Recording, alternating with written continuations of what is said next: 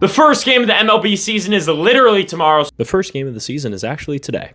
Carry on. So I got to give my predictions. Welcome back to Good Sports for You, where we are talking about good sports for you. And I will be giving my prediction for every single division and then finally for the World Series. So let's hop into it. But before we do, I want to remind you to like, comment, and subscribe. I appreciate it so much. So to start off with, in the AL East, I'm going to have the Toronto Blue Jays winning the division once again. And my reason for that is basically they are still a good team. They just went to the World Series. We saw what this lineup does. My concerns are losing Bo Bichette is going to be huge, not only for the actual offensive capabilities of this squad, but also for team morale. Him and Vladdy were so close, so that is a concern for me. But on the pitching side of things, you're adding Dylan Cease and you're adding Trey Savage in for essentially, right? Dylan Cease, I've never been the highest on, but at the end of the day, he is still a very good MLB starting pitcher who has the potential to be an all-star, if not even more. And then at third base, to replace some of the offensive production, you're adding Katsuma Okamoto, who is going to be a solid bat if his skills can translate from Japan.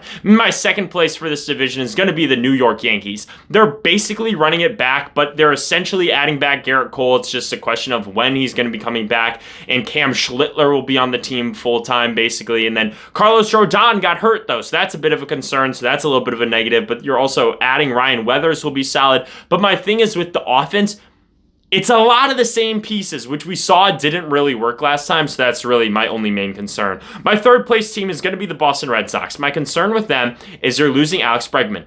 That's obviously a big negative, but you have a lot of really good young players. Marcelo Meyer may take his spot. Caleb Durbin could take his spot. Neither of those guys offensively are quite as good as Alex Bregman, but they're at least something. If Roman Anthony can progress to the next level, that's going to be huge. They have just so many solid pieces, and their starting pitching is very good, and they just added Ranger Suarez. So you got Garrett Crochet at your very top. You got Ranger Suarez. You got Sonny Gray. You got Brian Bayo. It's that's four really good pitchers right at the top, and I may even be missing some, right?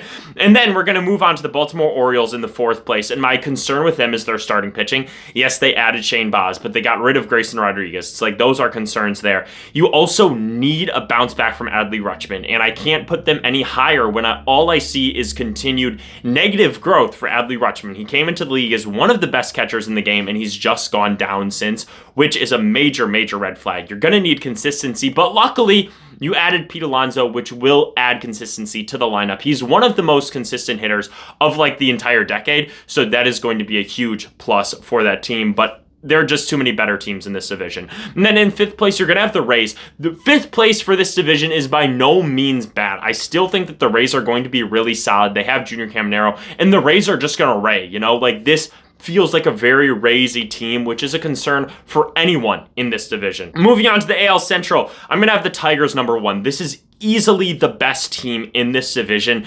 The players are just the best. They have a very good lineup. I mean, you got Riley Green, you got Torkelson, you got Baez in there, and then you're adding Kevin McGonigal, who by all reports is supposed to be this next level guy. So I think that offensively, they're going to be really solid. The starting pitching, you have Tarek Skubal, and that's kind of it. You added Justin Verlander, which will be fine. I mean, Casey Mize, I think, is always decent. And you added Kenley Jansen, which I think is going to be a huge plus. He was very productive last year. If you can get some of that productivity again from this future Hall of Famer, I think that's going to be awesome. But it's really their division to lose, honestly. My second place team, though, is going to be the Kansas City Royals. My biggest thing for them is going to be the continued growth of Maikel Garcia. He was so good last year. If he can keep that up, awesome. If he's going to regress maybe to a 3-WAR player or 4-WAR player, that is going to hurt the squad substantially. You're adding Isaac Collins, who's a very good player. I saw him firsthand. He's great. He's awesome. My biggest thing that's going to be influential for this season for them is going to be Jack Caglione.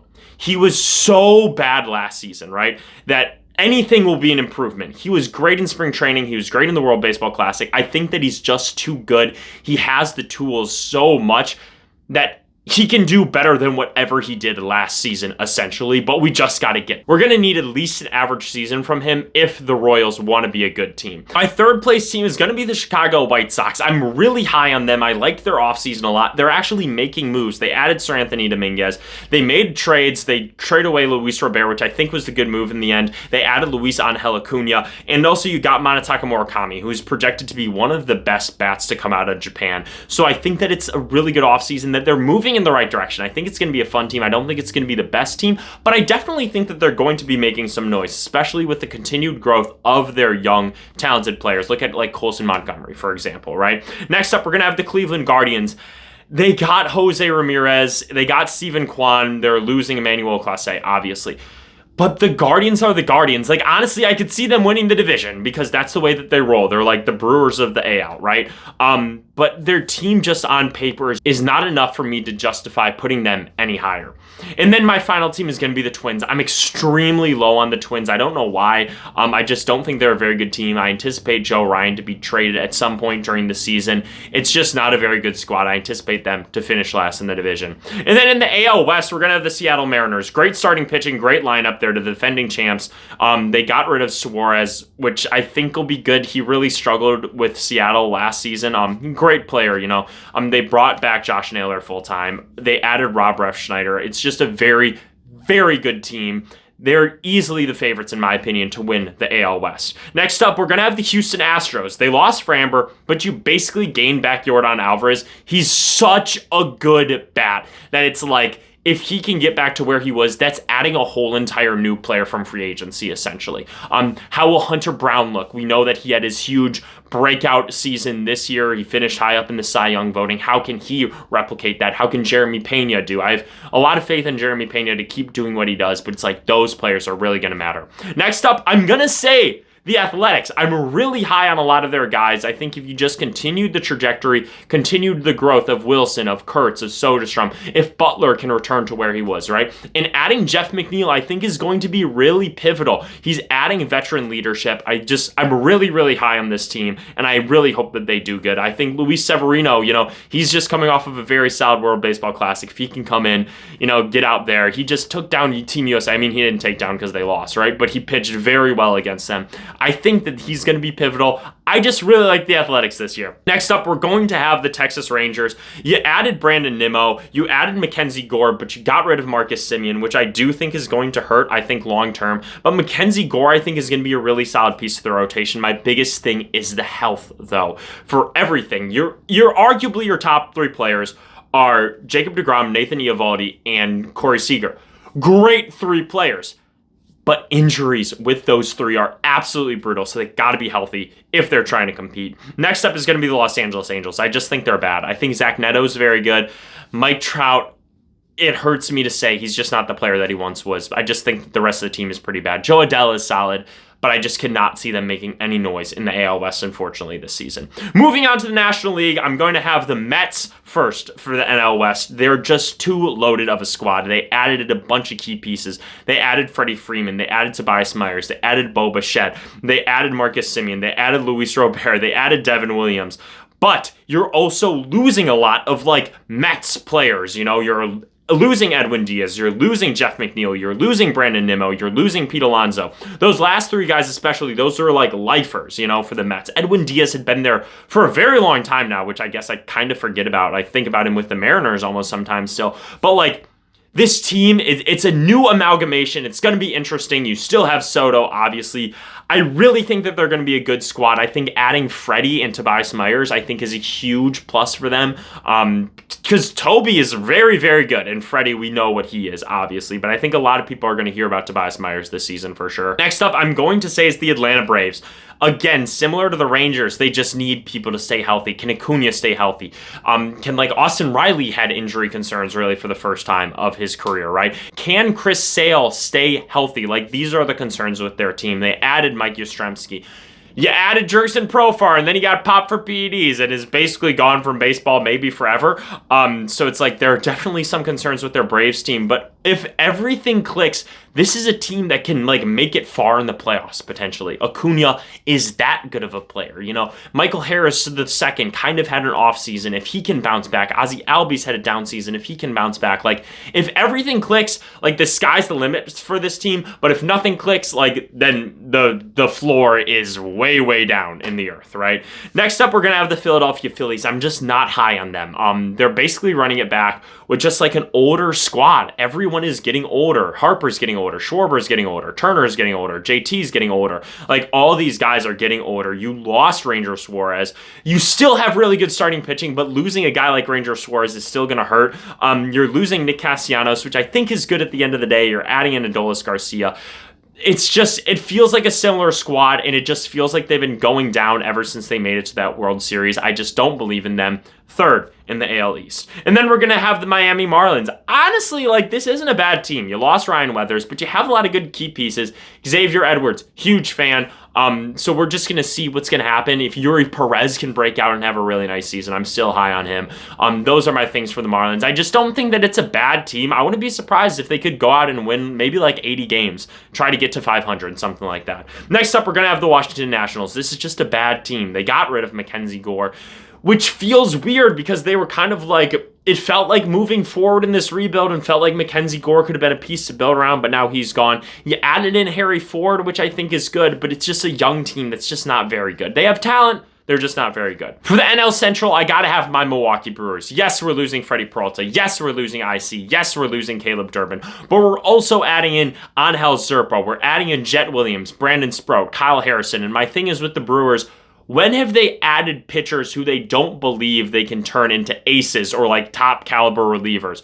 They brought in these guys for a reason, so I'm trusting the front office. I'm trusting the pitching lab. I'm trusting William Contreras to get the best out of these guys. I'm trusting all of those things. And my thing is with the Brewers, when have they not been good? The last time that they didn't like crack 500 was in like 2016. I still believe that they're going to be good. DraftKings or whatever sports book crap they got going on says that the Brewers over-under is at like 83.5, 84.5. That's absolutely dreadful and like so disrespectful to the Milwaukee Brewers. I think that they're going to win the division. Next up, we're going to have the Chicago Cubs, the only real contender I feel like for the division, as they are year in and year out. But they're losing Kyle Tucker, who's a very good player, but they're gaining Bregman, who is a very good player. My biggest thing for them, though, is the consistency of PCA. If he can be consistent, he could be the MVP, aside from Shohei. But if he's not consistent, that's going to lead to a drop in the offense for the whole entire team. But as a whole, it's a very good team, a very well-constructed team, but it's really going to hinge on PCA. And then in third place, I'm going to have the Pittsburgh Pirates. That's right, a big jump for them. I love their offseason.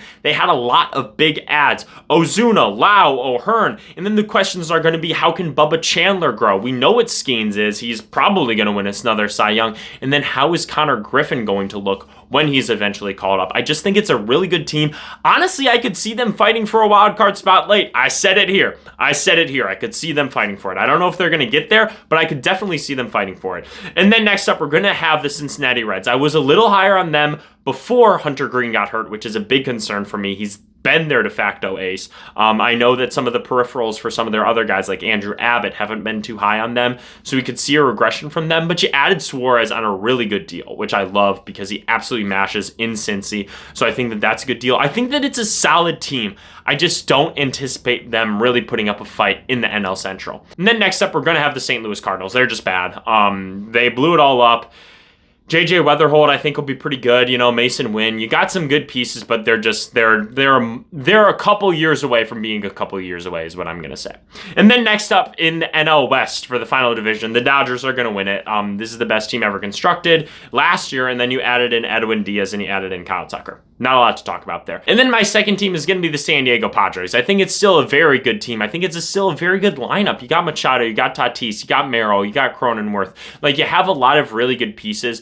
They're just not as good as the Dodgers, essentially, at the end of the day. I still would have them making the playoffs, though, honestly. And then next up, we're going to have the San Francisco Giants. You added in Luis Arraez. You added in Harrison Bader. They're pitching. You still got Logan Webb over there. You got Patrick Bailey behind the dish, which is obviously going to be a plus, especially when it comes to the new ABS system. So I think it's going to be solid. My thing is essentially, like, you look around this team, and there are named players everywhere, which I think is always solid. You know, you don't have anyone on this lineup, especially, that you're like, oh, who is this guy? You can go 1 through 9 and you're basically like, oh, okay, that's decent. And you got some key players like Devers, like Matt Chapman, and Willie Adames. I think it's a good team. It's just not enough in this kind of really good NL West. And then in the fourth place slot, we're going to have the Arizona Diamondbacks. I mean, because you can't go lower than the Rockies, essentially. I think their top three is very solid in Perdomo, Marte, and then Carroll. But aside from that, it's just a lot of mid on this team. I mean, Arenado's there for the first time, which I think will be exciting. The pitching isn't fantastic. Zach Gallen's always going to be solid, although he hasn't been the Zach Gallen of the past more recently. So there are just a lot of holes in this team, I feel. And then next up, we're going to have the Colorado Rockies. Obviously, they're the worst team in baseball. They're just not good. Hunter Goodman's good, but aside from that, it's a pretty bad team. And then for my playoff picture for the division winners for the American League, in order is going to be the Seattle Mariners #1, and then I'm going to have the Blue Jays #2, and then the Tigers #3. And then the wild card winners, I'm going to have the Yankees, the Royals, and then the Red Sox. I think the Royals can beat up on kind of a weak AL Central to make a push for a wild card spot. And then for the National League, for the division winners, I'm going to have the Dodgers, the Brewers, and the Mets. And then the wild card winners, I'm going to have the Cubs, the Braves, and the Padres. I so badly wanted to put the Pirates, but I just couldn't justify them above the Padres or the Braves. And then for the World Series, I'm going to have, as much as I wanted to have the Milwaukee Brewers, it's got to be the Dodgers versus the first time ever Mariners, and it's going to be the Dodgers winning it. The team is just too good. They're going to go for a three-peat. Will we have a lockout because of it? I don't know who's to say, but I just think that the team is too good and too loaded to lose to basically anyone, especially in a playoff format. But that is all I got. Make sure to leave your thoughts and comments in the comment section below. I would love to hear from all of you. I appreciate it so much. If you got this far in the video, I'd really appreciate it if you like and comment and subscribe. Thank you all so much. Have a good one, and I'm out. Peace.